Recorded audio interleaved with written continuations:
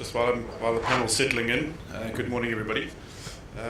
Those of you who've listened to these panel discussions before may recognize some of the faces on our panel, and we certainly are in for an interesting half an hour with some of these panelists who certainly don't sit on the fence. So we'll start off by just introducing everybody. Johan Dippenaar, CEO of Petra Diamonds. Peter Major has had a slight change. Peter's now working for Mergence Corporate Solutions. Mining team from Cadiz went across to Mergence. We've got Richard Crooks, Portfolio Manager at EMR Capital. Rob Still, Chairman of Pangaea Exploration, which is actually the execution arm of Denham Capital. Stefan Vermaak, Principal Officer at the IFC. And I think that's it. We've covered everybody. So good morning. So mining, as with any business, is all about calculated risk-taking. And from an investment point of view, the key to trying to understand what measures need to be taken to mitigate the risks, and most of all, whether the cost of those measures erode the margins of seemingly bankable projects and operations. And I think that's the theme that we're going to go through today. Let's just leave the risk aside for a moment and start with something positive. So, looking into 2019, which countries in Africa, perhaps we don't need to be specific on the country names, and in particular which commodities offer the best opportunities for investment in 2019 going through to for the next couple of years. Richard, you can start. Thank you. Good morning. I think with the growing demand now for natural flake graphite, that East Africa actually has the potential to become a real global supplier of natural flake graphite. So Mozambique, Tanzania, that's an opportunity that I'm pretty keen to explore. Okay. Any others? Stefan? Yeah. So as IFC, we're not developers of projects. We're basically there to try and support people that build projects by providing finance or through equity or debt to specific projects.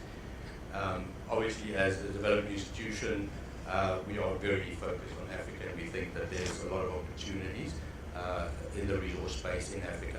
It has its challenges, and the way that we handle it as IFC is we look at it on a project-by-project basis. We work with sponsors that have an ability to develop a project in the framework that countries give them, and we try and be that partner that if that framework changes, that we would be able to sit with our partner and the government and the stakeholders and determine if those changes are positive or negative for the project. So what is some of the good jurisdictions? I think everybody's very concerned about a lot of things that are happening in a lot of these jurisdictions where government are not acting in a basis that they are attracting the right kind of investors and sponsors. And that is concerning to us as IFC. But we're keeping our heads down and trying to work with people that sees these opportunities and see how we can try and overcome some of these challenges in Africa and show that mining can have a positive impact on the development of Africa. And so without saying what jurisdictions they are, we think there are opportunities and jurisdictions, and we're quite prepared to work with people that are prepared to take that kind of risk and see us as, if things go wrong, how we can help them. Okay, Rob, you can answer to that. Okay, no response. Peter, have you got a view finally as to what's looking positive in your pipeline? I'll start with the easy part. You said which metals do I see most positively? In my 60 years of mining, you can split it equally 20-20-20, fund management, actually mining, and probably corporate financier, private equity, venture capital. So I'm biased, but without a doubt, base metals and gold. That's been my history, that's my comfort zone. And because they are so well known, they're so easy to mine, they're very easy to refine, and they're ridiculously easy to sell. So it's now the fund manager speaking as well. Wherever you find those metals, they're still usually pretty easy to mine, pretty easy to sell. And that eliminates a lot of risk, a lot of hassles, and it opens up more areas, more countries. But being based here in South Africa for 35 years, despite all the problems we got here, I can operate better here than I can in the other African countries. So this country does have a bias. We've done a little bit in Zambia, and I was just getting comfortable and happy with it until what happened the last couple of years. So those are really the only countries on my horizon that I'll entertain when people bring me projects, just because I know I can handle the risk, I know I can get a return. Thanks, Peter. I think I'm going to ask Johan to give us his views. So, Johan, as a mine operations executive in sub-Saharan Africa, with your operations in Tanzania and South Africa, can you just start the conversation of what you feel are your major hurdles and risks in operating these mines in the countries that you guys are exposed to? And I think it'll open up a bit more of a conversation. So obviously in the first instance, it's governments keeping the regulatory framework predictable all the same. So this is the biggest problem. We go a certain way with the project, you get all your ducks in a row, and then things change. And this is the biggest problem for, I think, all the miners. But our experience has been Tanzania used to be a very good place to operate, but has changed over the last 2 years, becoming very difficult and unpredictable to operate. But still, the interaction with unions and communities is still very manageable. It's actually working very well. In South Africa, we've got a good legal framework in many respects. The progressive royalty, the way the tax is being applied, lots of reasons to be optimistic about steadiness in the mining charter and that, but extremely challenging when it comes to communities. Communities expect us to do what government should do. Where's the school, where's the clinic, and so forth. And then the unions obviously very extremely difficult to navigate. And for sometimes over the last number of years, the way that the inspectorate applies certain regulations and so forth, has made it uneasy. But it seemingly now, with the new minister, there's sort of like definitely reason to be a lot more positive about the operating environment in South Africa. Thanks, Johan. Richard, you mentioned earlier something about your investment in Zambia and the sort of the changes in the Zambian landscape that's giving you some cause for concern. Would you just articulate those? Yeah, so we bought a mine in Zambia 2 years ago, and there was a certain legal fiscal framework that we expected to be in place, and within a year, fifth royalty change now in 6 years, and some pretty onerous potential changes to taxes, which really significantly disadvantage all producers in Zambia. So we're all risk takers, I guess. We look to measure our risk and share benefits. So governments have to sort of play their share as well, and sort of make sure that the risk and reward and the shared benefits are equal. At the moment, I think there's an opportunity to grab some more money from the miners, which the Zambian government needs, obviously, but they're missing the point when potentially, if they put in place policies which allow us to grow the pie, grow the copper production in Zambia, they'll have a bigger share of a bigger pie. Okay, so the theme in some of these countries who have changed their policy to sort of to slightly worse position over the last couple of years is this one of mining nationalism, like the DRC, like Tanzania, like Zambia, like South Africa. From an investment's point of view, from an investor's point of view, are there any tactics or change in due diligence processes or appetite that you can adopt to still deal with these policy changes? Peter, can I start with you? Geez, I don't know. You have to have wheels under your feet, because you have to be able to go 360 degrees in direction. We had nationalization in this country in 2004, and our stock market fell about 30% as soon as it was announced.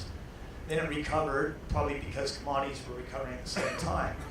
But if we look from where it was in 2004 to now we say, what kind of nationalization do we have? Because the Zolmbeni community, now our courts have decided they've outweighed the nationalization policy. And we know Goodwill Sulatini, he says nobody's going to nationalize or sell off or tell me how to deal with our land. And now you've got special interest groups in this country. So even nationalization, you can't really count on. Certainly not in South Africa. And I don't have as much experience in the DRC as the other panelists here, but they'll announce a nationalist policy, and they'll say, if you feel different, come see us. We're going to do it on a one-on-one basis. And that's what we've been told in Zambia as well. So, boy, do you run right to the press and use the press as your lever, or does that piss government off more? You know, do you go see government one-on-one and try and cut your own deal? Do you work with all the other producers and try and present a united front? Man, I don't have answers, and that's why it makes me just want to avoid the place. Because if you don't have answers, how can you put money there and hope to ever get it back, let alone a return? So what we say is, as I see when you try and look at these projects, is try and get different stakeholders involved that can help you when there's something like this happening, to get people around the table. And that doesn't mean to get International Finance Corporation involved. That will the outcome will be that government won't change these regulations. But at least as part of the World Bank Group, we can convene and sit down with government and say, well, we're invested with this private sector in this specific project, and your regulation and your changes to that changes the investment profile to such an extent that this is not fair and it's not equitable, and what can we do about it? Now, I mean, we were involved, for instance, with First Quantum in Kolwezi, where the government, in spite of us being involved, expropriated that asset, but at least First Quantum got their money back, for what they invested in it. So all I'm saying is maybe one of the things that you should try and do in this environment where governments are strapped for getting revenue, and mining companies is an easy target, and people have governments have a short political span. Maybe it's the right thing to get other institutions and other financiers and partners involved, including communities, including local stakeholders, including foreign investors, and try and see how you can have a collective position with government if something like this happens. A lot of these things that are happening, for instance, in Tanzania, people come to us now and say, IFC, can't you help? But we can't help because we're not invested in any of the projects. If we were invested in the project, it would be easier because we'd have a stake in it. And we can go and sit down and have a discussion about the project and about the mining industry in general. And as I say, it's not an insurance policy, but it's another person around the table to get some sense in governments trying to change regulation. Thanks, Stefan. Rob, you've been uncharacteristically quiet. I just sort of get your views. The question I asked Johan, I mean, with your experience across the continent as an execution partner for funding, and what would you see as some of the key issues, key risks faced across the continents, particularly in those countries where the policy has gone a little bit sideways for you and your particular ambitions? Well, I think that we're all, as disappointed as everybody in the changes in legislation in Tanzania, Zambia, South Africa, although it's improving slightly, and the like. And I think sometimes and the DRC in recent times, the changes that have occurred there, I think it's quite difficult to interact with a country when they've made an announcement. The concept of pride and not losing face and making a policy statement and sticking to it, you've almost lost the battle when the announcement is made that the policies are going to change from X to Y. I think we picked up a problem in a country I'm not going to mention that is all well known and loved by everybody here, and we seem to have come out the other side quite well, although it's not in the public domain yet. And the main reason for that, I think, is communication to get an understanding. I think what's often the case in Africa is the assumption is you're there to screw them, and that you're not giving them the right facts, and the spreadsheets are adjusted, and you're keeping more than they realize, and they're not getting a fair deal. And I think it's very important to change that perception with relatively open cards and dealing with the people in the country that are able to absorb the information, because it's no good sitting with some mining minister or equal politician and telling him all about your mine and how you produce this and that concentrate and how much good that. You're not going to understand it anyway. You got to go and deal with the guys, the next generation coming through, those 30-year-olds that the mining ministry themselves consults when they want to check you out. Go deal with those guys. Go actually educate them on what the fundamentals are. And concentrate time and time and time again on the pie. Who's getting, and you all know the pie. I mean, the government's getting 50, 60, 70% overall of just about all these projects. Education, take what's happening in cobalt. I mean, I don't believe it's a very difficult argument to say, if you push the cobalt price too high, the world will find substitutes. If you rather, produce cobalt at a reasonable price for a reasonable thing and turn it into a sustainable business element for the DRC, it'll be better than ramping the price for 5 years, and cobalt has a 5-year wonder. So yeah, I think, open cards, communication with the next generation coming up, and then pressure. Each country has got levers. If you go to the DRC, the levers are, to the extent that it helps, Angola, the lakes, South Africa to some extent, and it used to be the States. China's a lever with everybody. I went to a speech early this week where somebody's got a rare earths project in Angola. They've got an off-take agreement with the Chinese separators, and every time they have a meeting with the ministry, they bring the Chinese ambassador into the meeting, and he sits in the meeting. That's called leverage.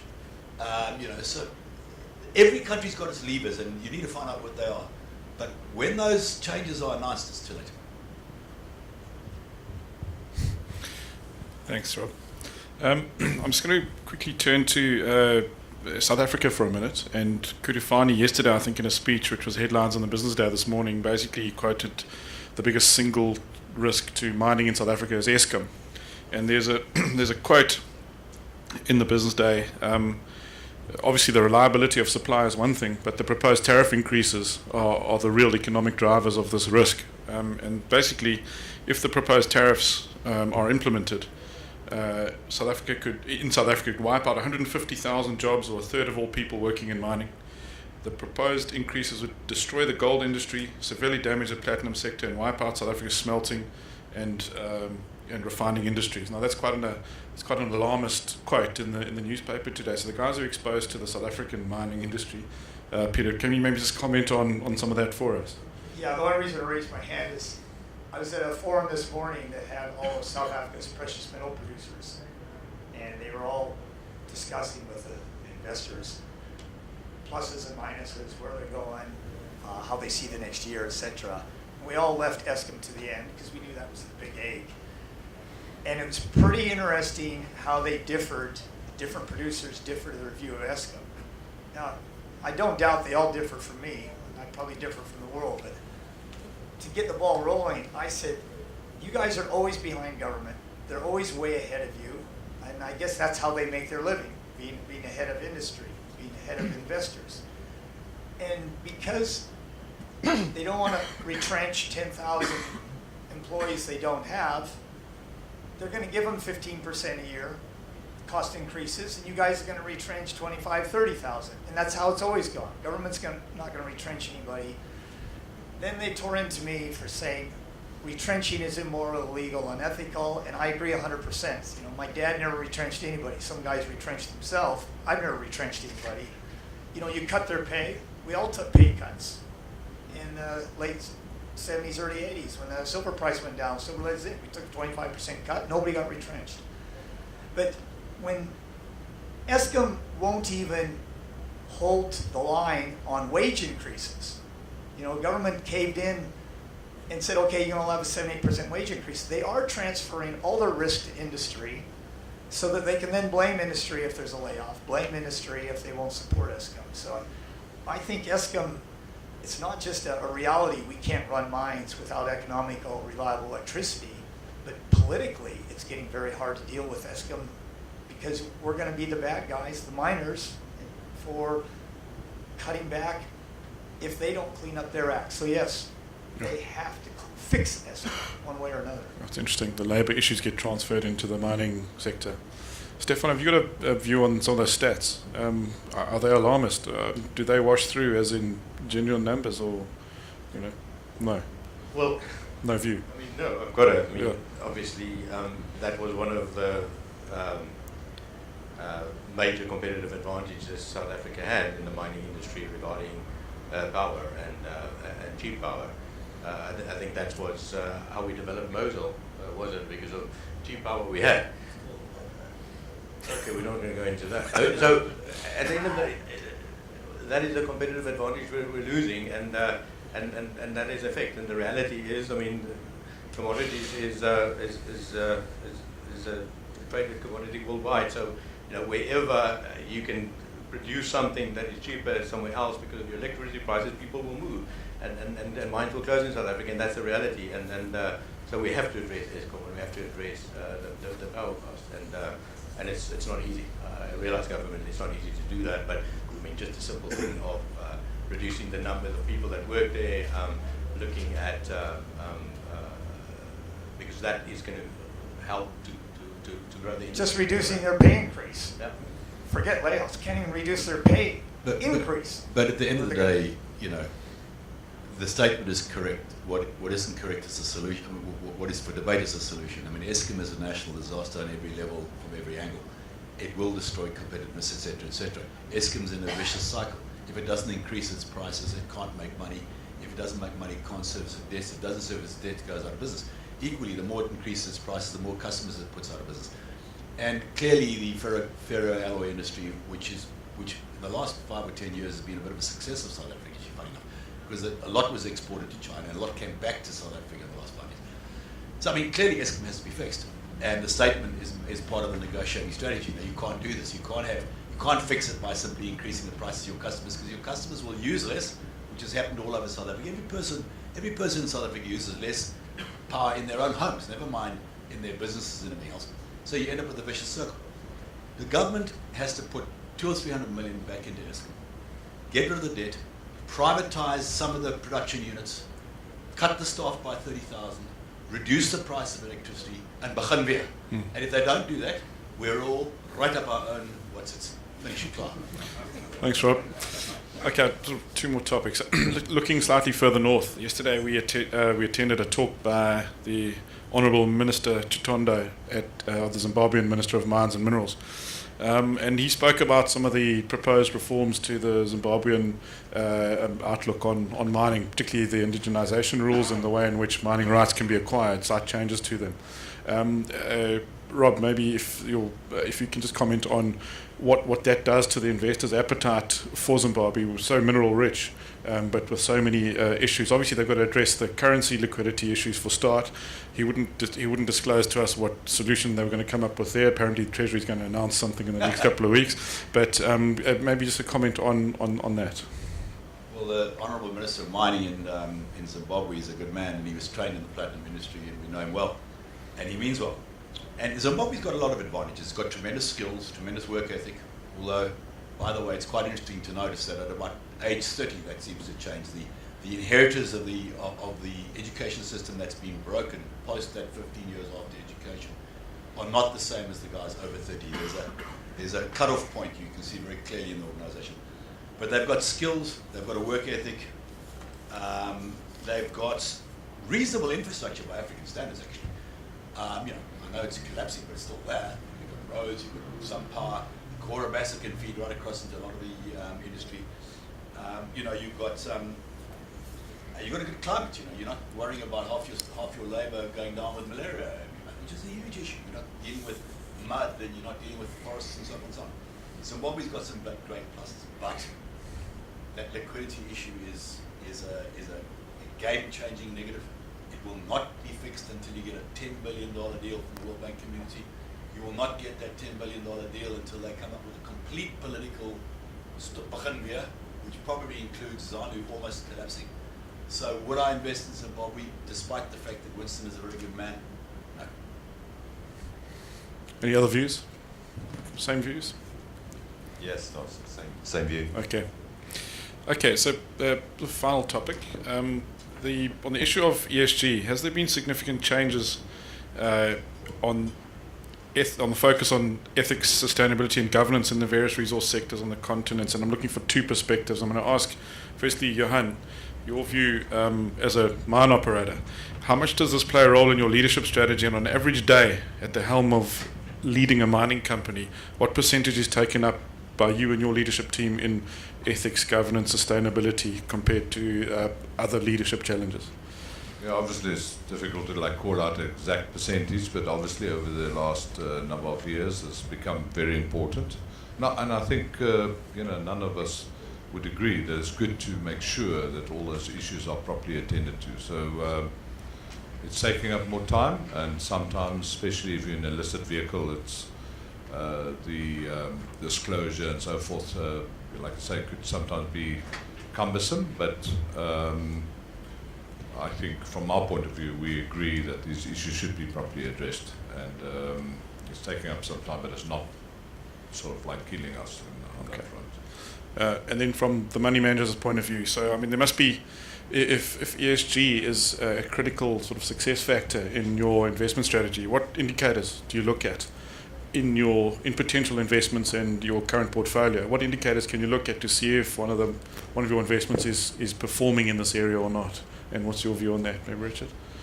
I think stakeholder engagement and satisfaction type surveys, and when we have sort of quarterly audits and dashboard reporting on level of engagement, any issues, we have sort of whistleblower type, anonymous complaint procedures, so we sort of capture sort of unrest or disgruntlement before it sort of becomes too big an issue, and then we can try and act on it.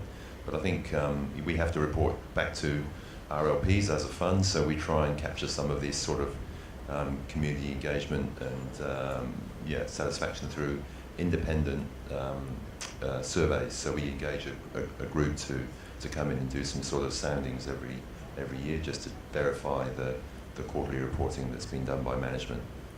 Okay. Stefan, have you got a view on the sort of indicators that are important for you as a partner in the investment industry for ESG? Yeah. So for us, this is crucial in any project, and through our performance standards and through our what we call a kind of an advisory group that helps us with investments that we do, we see that the community and the engagement with them and the way you do that is really protecting your investment to a large extent. I mean, a lot of these projects are done in places where all of the EITI and all of those things our government is trying to adhere to it, but because of the revenue constraints, they're not always giving the money to the communities that they should. So the more that you as a company can do regarding helping the communities around you with kind of supply development programs, other activities to strengthen your mind, look at your environment, get them on board to help you if there's government intervention regarding the bigger picture, that they can stand by you as a mining company is important. In all our projects, we've got internal or external auditors looking on a regular basis what the guys are doing, environment, social, how they're communicating to the communities, so that you have the answers when you get criticized or when people look at you. But just that is the way we think you should do projects if you want to be sustainable. We're talking about mining projects as 30, 50 years in a country, and your community is where you operate and where you should be able to communicate, hear what their needs are, understand what that is, and see as a mining company how you can assist that. Obviously, with getting the government in to do their portion as well. I'm not saying you as a mining company should take all the responsibility for that, but to get the stakeholders involved, and we see this as crucial in all our investments. So maybe just last point, Peter. I mean, in all the metrics that you look at as an investor, from geology to engineering to logistics and transport, the ESG element of it, does it play a crucial role alongside the others when deciding on bankability, or sort of is it really just a... I definitely look at it because I find this is a whole toolbox of hammers and crowbars that get used against the mining companies. And it's definitely made me derate mining companies. You know, I want to get them on a lower PE, a higher dividend yield, because it is a lot more work, I think, for mining companies to tick these boxes appropriately compared to a financial services company, compared to an IT company. Because they're big and they employ usually thousands of people and they're so exposed.